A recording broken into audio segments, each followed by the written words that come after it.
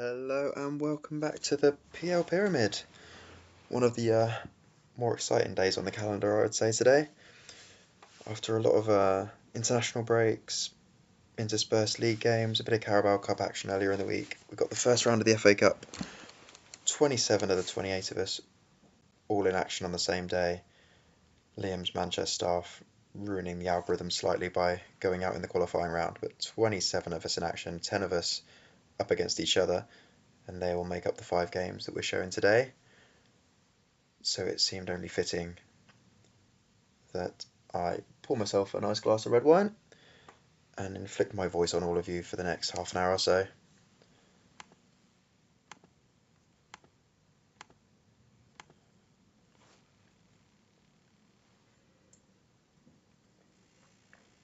Quick sip before the games get underway. And we're starting with quite an interesting one of League Two's leading protagonists at the moment, against last year's League Two champion. Very much still in the fight for automatic promotion and the title once again in League One. You can see by that recent form they've really hit their stride in recent weeks. But immediately I've seen a couple of interesting squad rotations. Liam Delap, I'm pretty sure, making his debut there for Foyster's lads.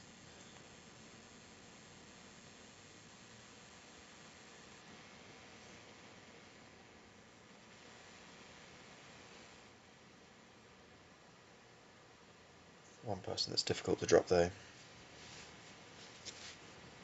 That man there. So I was keen to jump on today and actually provide a bit of context, especially as it's quite rare that we'll get these situations where all three sort of sets of teams, the 3 divisions, all come together again. Obviously in the Carabao Cup we get occasional League One against League Two opposition, but this is the chance for the National League Prem contingent to flex their muscles against, I was going to say their superiors, seems a bit harsh, the teams higher up.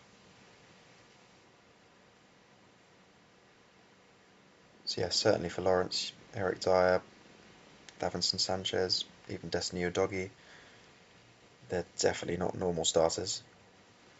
Ronnie Rosenthal, I would say, usually isn't. That being said, this is his second start in as many games.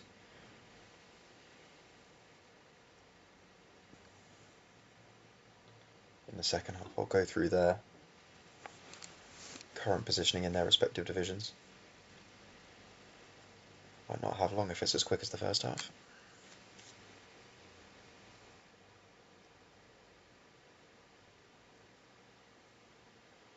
So yeah, Foyster's currently sitting 3rd.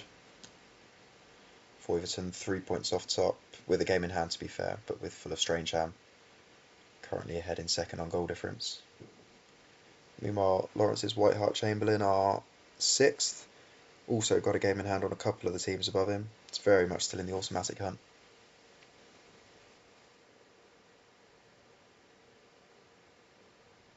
One thing I didn't check before the game is whether extra time and penalties are on the cards. Based on the real life first round that's also going on at the moment, I believe they might be.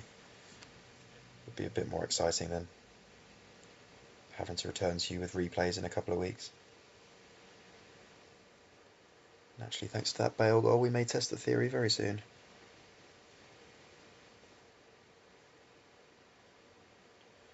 I'm keeping across multi-screens at the moment, just in a 40-yard touchdown throw by Jared Goff, so cheers, Craig.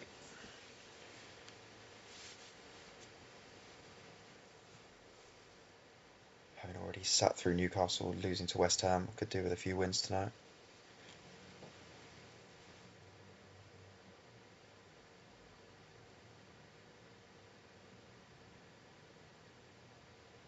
So have we got extra time, or have we got replays?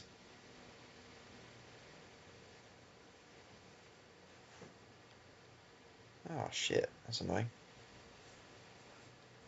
Oh well, I dare say we'll come back to this game in a few days or weeks' time.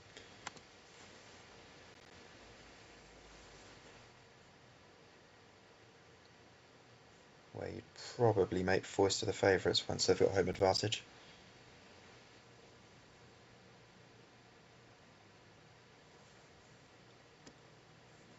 I think the only other game with League One against League Two, that sort of same dynamic. It's Dauncey's Devils up against Ellister City. Actually, Ellister really do seem to have put out a strong side.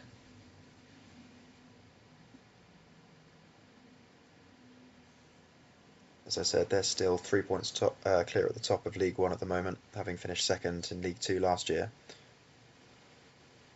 We'll just gloss over the goal scorer there. But his 3-point lead at the top is dependent on Levi's full of Strangeham not winning their game in hand, having lost to him a few weeks ago. Dauncey, on the other hand, he did make a very good start to the season. I think did win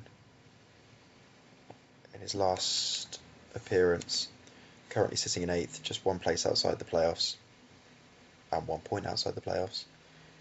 So yeah, much better start to this season than last, after a very active summer. He does look to have rung the changes a bit. The likes of Robbie Keane starting. You think as the seasons go on, if we keep this going, he'll become more and more important. Very young within the game. I think actually classed as a wonder kid.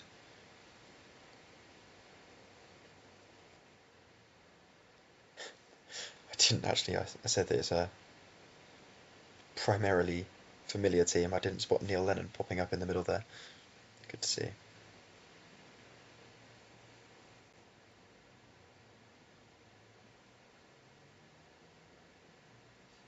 And Christopher Samba.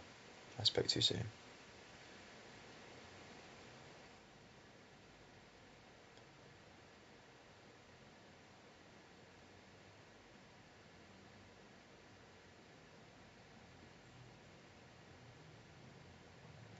Of course, once the 5 highlighted games are finished, we'll dredge our way through the other 17 games.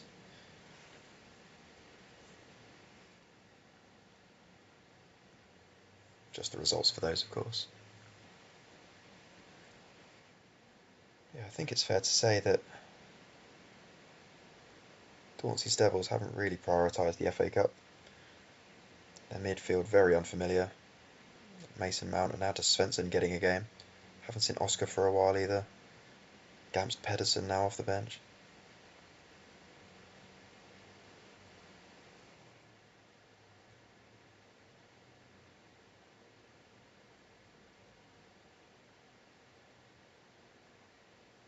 Ravanelli. He's another one, not really to have made an impact so far this season. It's not over yet though. Ah, maybe it is.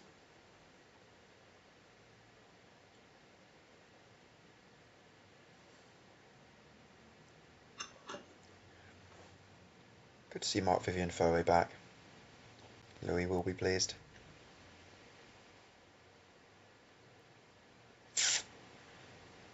Not sure we'll be seeing Oscar for a while though.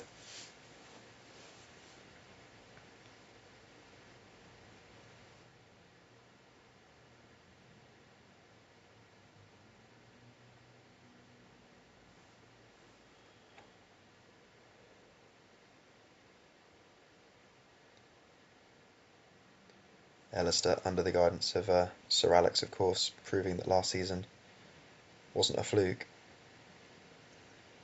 Bear in mind, he's done nothing to his team since the very start. Certainly didn't make any changes over the summer. I think the only forced change was a retirement. But short of a grandstand comeback.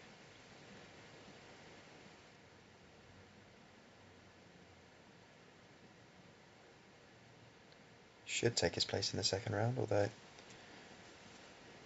slightly less comfortable than it was. Safely through in the end.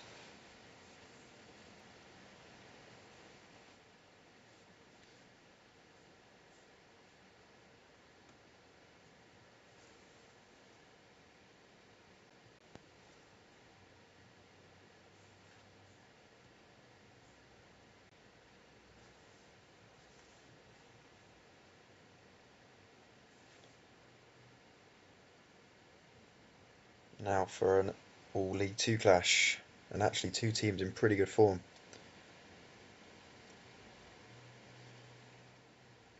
I mean, you can see Calver's good form there. The draw at the end, though, didn't particularly end well. When I say that, having been on the better end of the penalty shootout in the Carabao Cup, fourth round in midweek.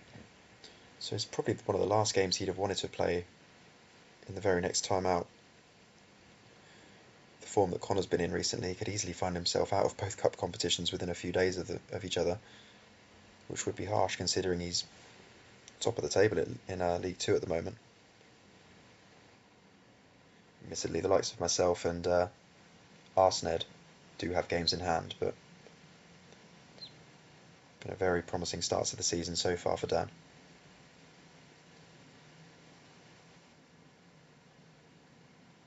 A promising start to the game.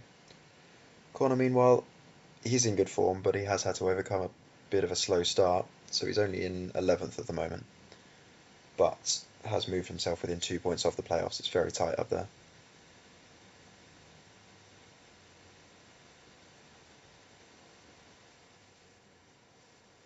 Just checking to see the amount of rotation around. Biggest change for Connorwich is actually the formation. Kenny Dalglish going from a 4-4-2 to 4-2-3-1, which means it's Shearer or Fowler, the latter getting the nod, rather than Shearer and Fowler, as he'd like, as Connor would like.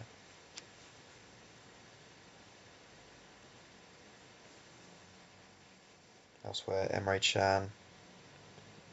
Eberechi Eze actually not really getting too much game time. Babayaro, good to see him.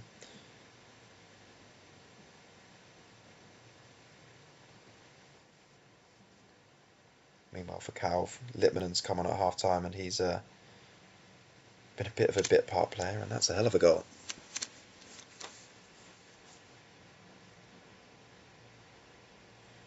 And Bournemouth, summer pickup. It's been pretty punchy so far this season. And that's one hell of a strike.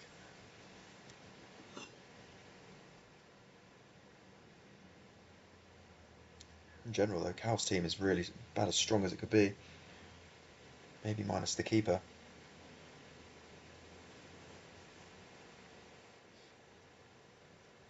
Just to avoid that double cup exit in the same week.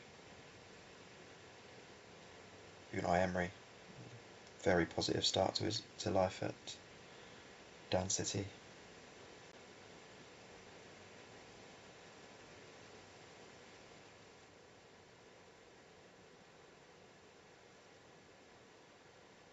Raw Fox. Love it when names like that pop up. Bustin, slightly less exciting. Who am I kidding? I love it.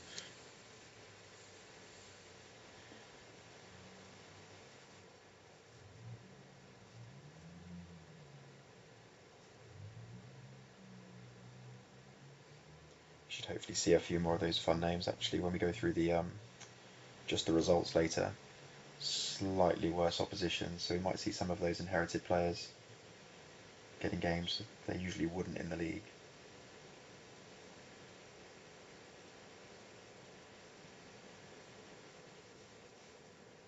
But in general, this has been much more one-sided than I expected. And there's me complaining about Newcastle losing to West Ham earlier. Connor's had an absolutely putrid weekend.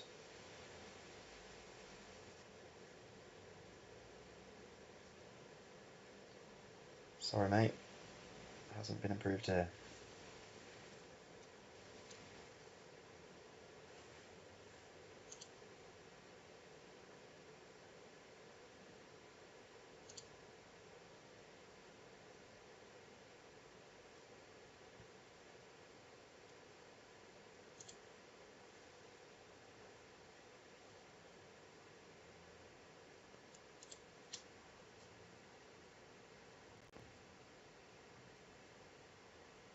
And then it's quite nicely arranged, the highlights today.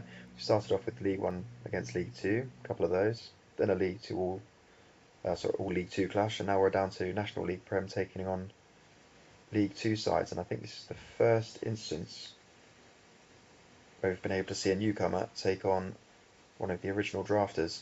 So LuTom was the first of the newcomers actually to draft in the summer, and is currently doing pretty well in the National League Prem. MATTch looks to be a bit of a stretch maybe, but certainly cemented within the playoff spaces and is likely to be there next summer.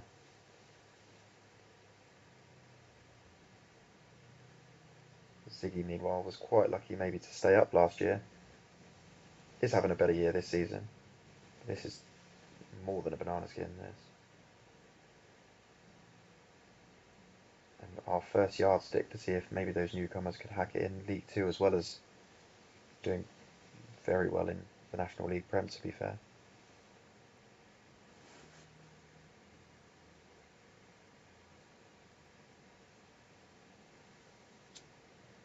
You'd think with these games as well, those new sides, or the National League Prem teams in general, 5 of them still in it, would play pretty much their top team. You'd think FM would see these League 2 sides as superior and step up to the challenge. Yeah, at first glance that looks exactly right. No room for Tom Lock here. Tom's nemesis.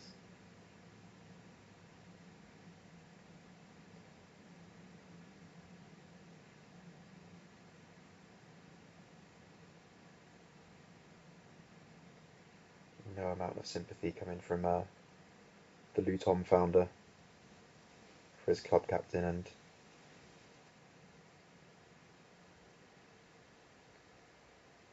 general hero.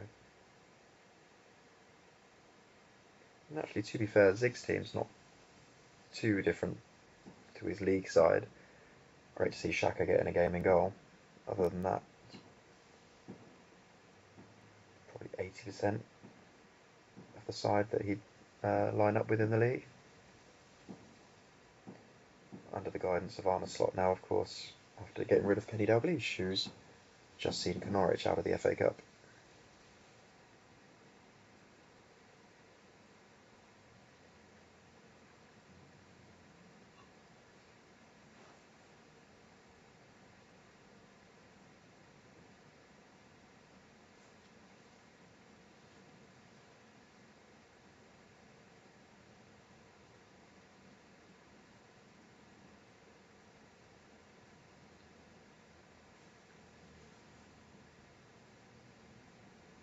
Confirmation that AFZ Wimbledon are in that sort of same group as Connorwich and Dauncey's Devils that we've already seen. Zig currently sitting in 9th, but again, only 2 points off the playoffs.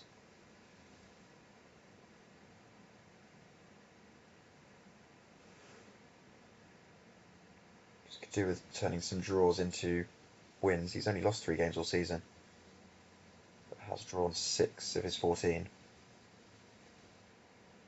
LuTom, meanwhile, is 5th. All 6 of the drafted sides are occupying the top 6 spaces. And I guess he is actually the worst performing of the 4 newcomers, but I mean, it's marginal. But he does sit 14 points off otbCraig, who are running away with the division at the moment.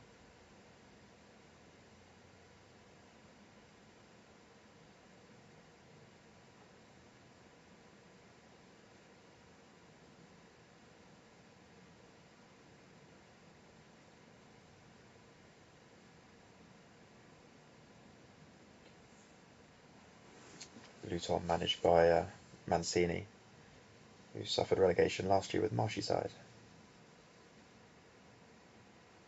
Lockyer did get a game in the end, a couple of minutes to secure a replay, so we'll get another yardstick in a couple of weeks. I say a couple of weeks, it could literally be in 2 days' time, I have no idea.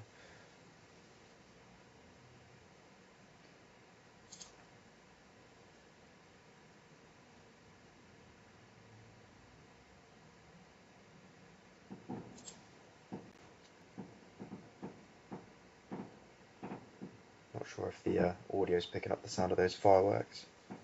That game is anything but fireworks, but apologies if you're getting that.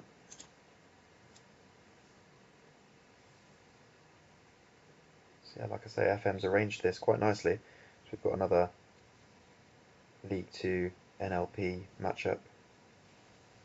Here, Gourlayverpool testing themselves away at League Two's Leeds UniTodd. The home side amongst the poorer performing draft teams this season, and they've really tested FM's patience with that lineup. A lot of changes. Not least Tony DeRigo popping up, not even at left back, but at left mid.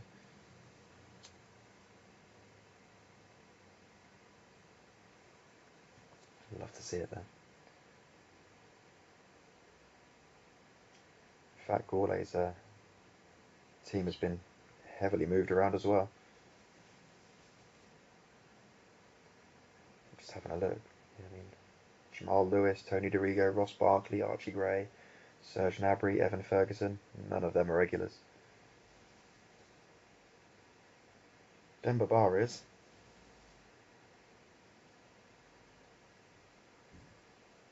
It's the newcomer taking the lead.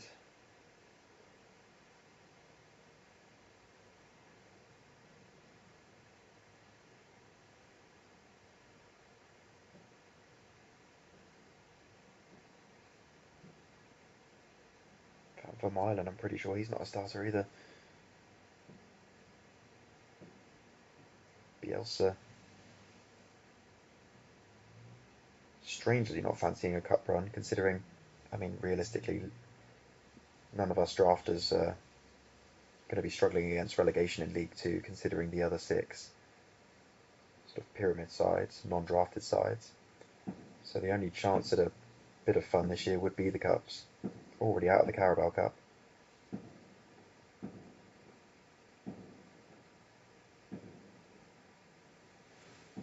Gourlay, meanwhile, definitely does have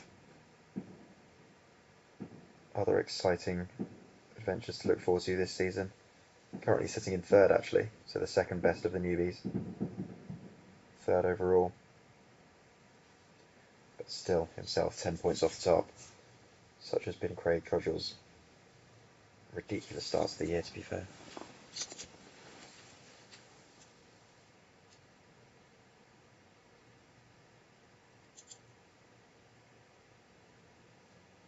I would ordinarily say that Lee Bowyer is quite a rogue choice, but he's getting a lot of game time this season in the lesser seen defensive winger or wide midfielder role.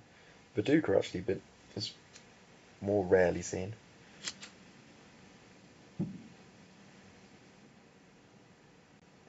One noticeable thing about the away side is actually the formation. Definitely haven't gone for a back three in any matches that I've seen. It's working for them so far, as I say that. Yeah, it's still working for them. We're good.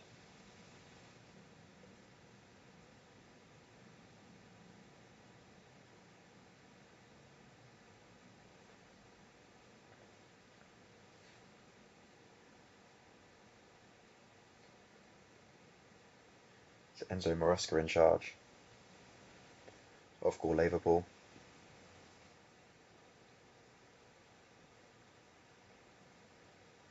Switch to wing backs, offering the opportunity for Ryan Sessegnon to get his debut, and for Connor Bradley. Pretty sure this is the first time he's popped up, and he may have just sent them into the second round.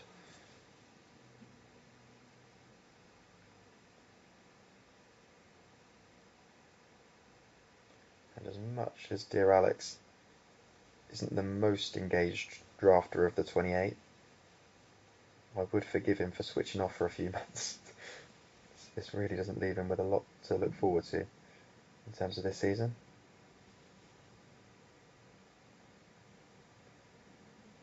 Potentially an EFL trophy run.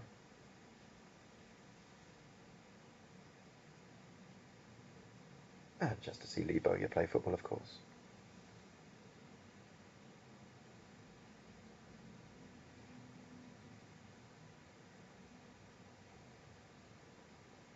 Yeah, anyone who's played FM would have seen his team sheet at the start and realised he was heading for a punishment.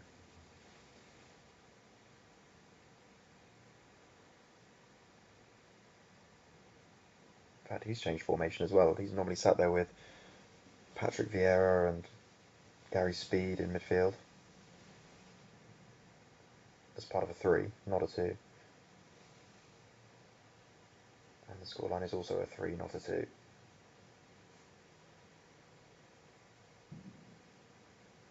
So bizarre. We drafted more than 500 players in the summer of 24.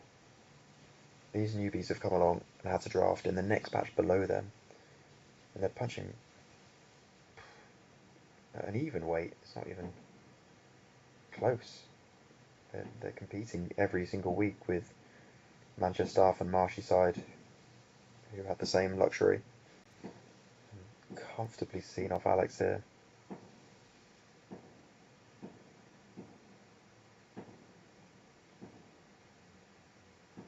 Fireworks you now be able to hear. Justified. I'm going to take a big swig of wine before delving into the other 17 games.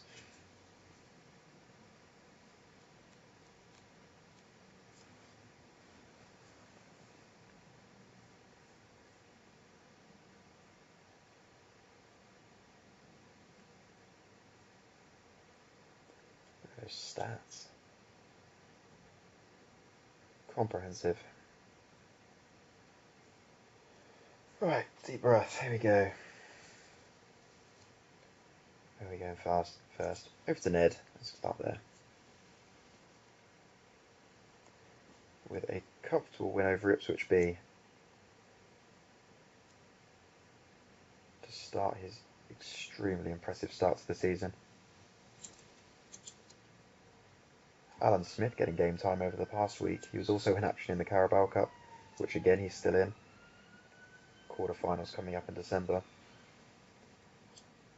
A lot of youth on the bench, but a slightly changed side and a very familiar outcome so far for this year.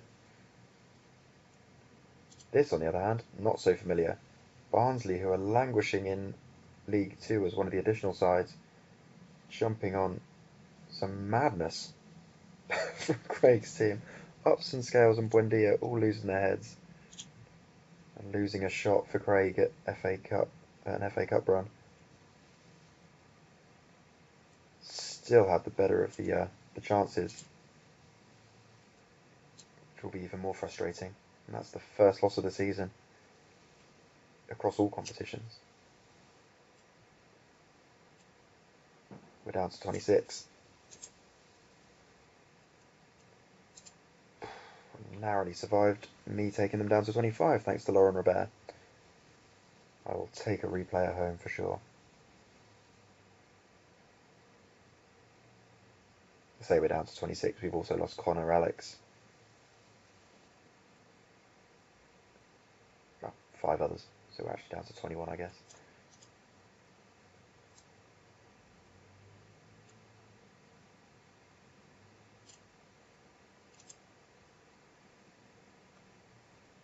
Not Jazz though. Bit of an inconsistent start to the season, but he's really come good in recent weeks. Another one to put 3 points on the board in midweek. Or maybe it was last weekend. And now sits in the playoffs. And also sits in the second round of the FA Cup. MATTch swapped for Lukaku before the season started. Finally getting to make an impact on the PLP after his broken leg last year. I think COVID was to blame. Not the COVID, obviously the jabs.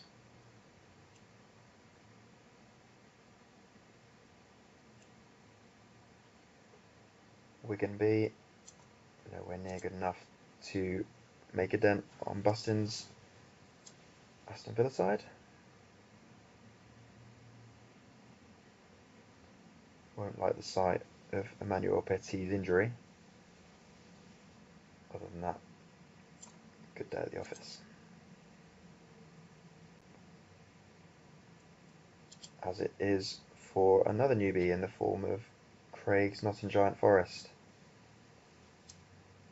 Not good to see Lewis Dunk's injury either, but other than that, decent win against one of the teams we don't really pay attention to sort of the 2024 Charlton side, used to bolster sort of the Conference South.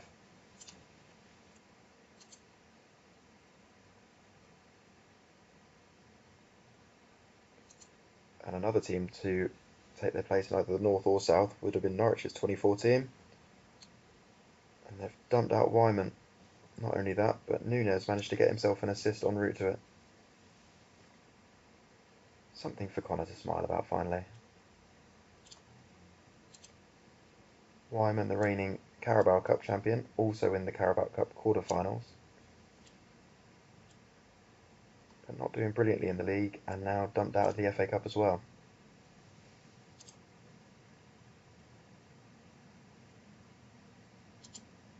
Bolgy through. Fulham under 21s. You wouldn't have thought would have posed too much of a problem, but still got to win it. An assist for Roycer, he'll love that.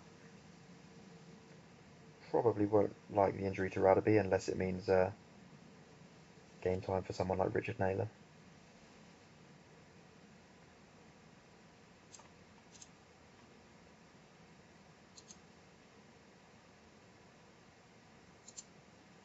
Levi goes through. Gets more of a genuine team in Swansea B. Definitely a genuine player in terms of Bafétimbi Gomez. His legendary celebration cut short by Ramirez. And then 2 more goals to seal it.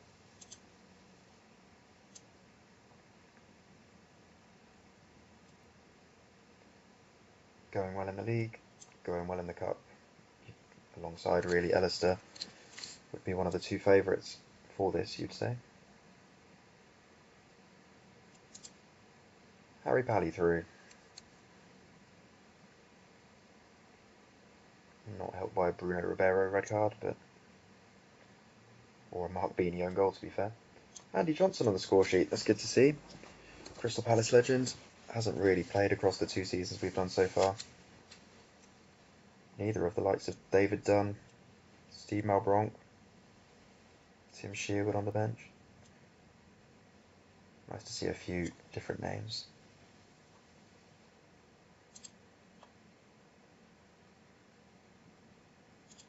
Warringham, another team that are going well in the league. Usually thanks to Erling Haaland, it was his replacement Milan Baros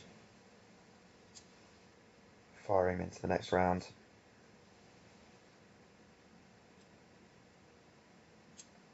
Away at Huddersfield, a potentially tricky one that.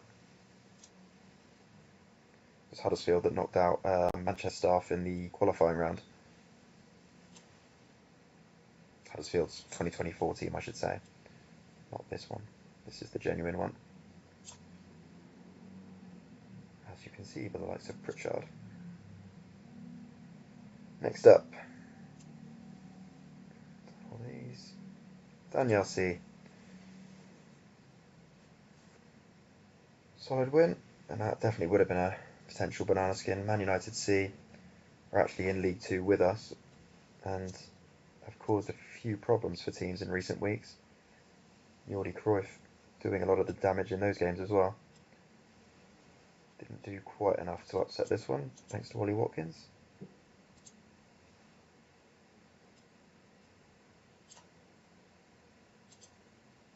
Not a vintage performance, but doesn't really matter. Where are we? Marshyside. Solid against another team that we're not fussed about. 2024 Stoke team. A familiar midfield of De Jong, Schweinsteiger and Van Bronckhorst taking shape. No Van Nistelrooy. But no problem. Certainly no problem for the Red Whall. Not a single problem encountered this season yet. Sitting very much in the chase for the automatic promotion places in League 2. Comfortably disposing of Middlesbrough B.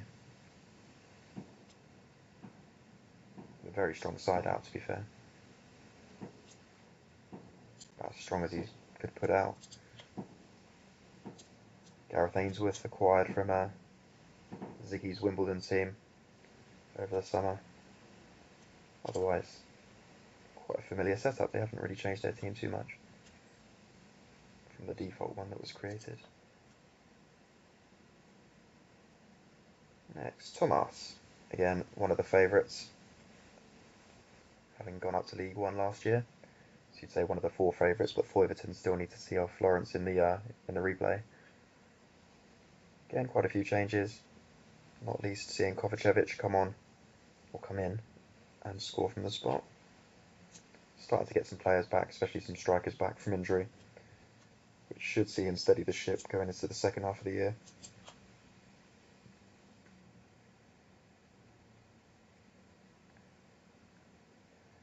Chamberlain are through. 2-0 win away at Swindon. Again, a pretty solid team.